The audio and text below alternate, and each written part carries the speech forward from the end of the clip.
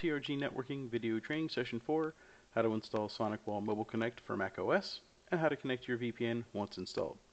This is a training video, and as such, we try to make this as templated as possible. Please keep in mind when doing this for your company, you'll need to substitute anything with TRG Networking or trgnetworking.com for your company or your company's domain name. I'll explain more as we go along. First thing you're going to want to do is go ahead and open up the App Store. Up here in the search bar at the top right, go ahead and type in Sonicwall.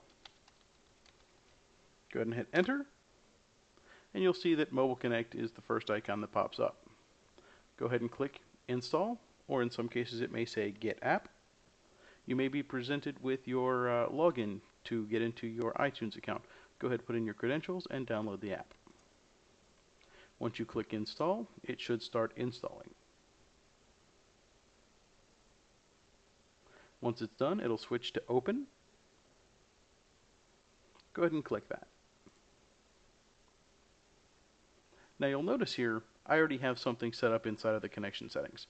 I've got several. For you, it should say add connection. Go ahead and click that.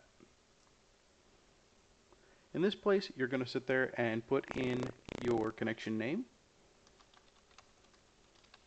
You can put in the company's name, you can put in work, home, office, whatever you happen to be VPNing into at the time is what you're going to want to put there. It's not nearly as important as the server name you're going to put in. The server name in our case is going to be vpn.trgnetworking.com port 4433. This is very important. You'll find the server name in your documentation that comes from TRG after we've set this up for you. In some cases it may be an IP address. In most cases it will be vpn.yourcompaniesname.com. And it's almost always going to be on port 4433. So please check that documentation that comes out just to make sure that it comes out correctly. Once you've got this in, go ahead and click next. It's going to prompt you for a username and password.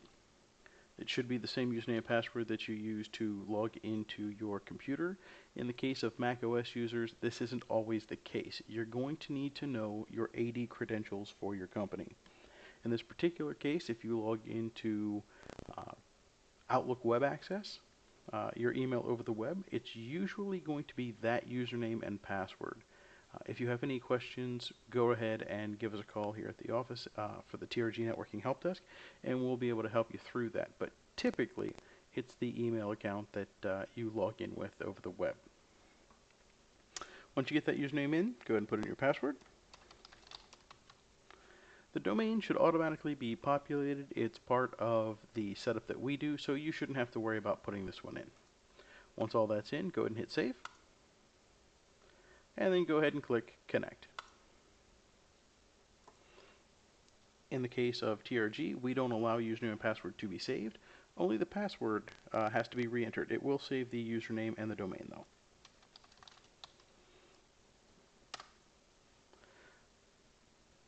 You can see that we've connected. If you click over to the monitor, you can see the IP address that we've obtained. You can see that we are moving data in and out. At this point, I can go ahead and connect to any server inside of our building. You should be able to do the same. You should be able to get into remote desktop if needed. You should be able to access file servers directly. Everything should work as if you were inside of the building at this point. If you have any questions or comments, please go ahead and give us a call at the TRG Networking Help Desk, and we'll be happy to help you out. As always, please keep an eye on TRG Networking's video channel for more training videos. Click subscribe to see more trainings as we release them. Thanks for watching.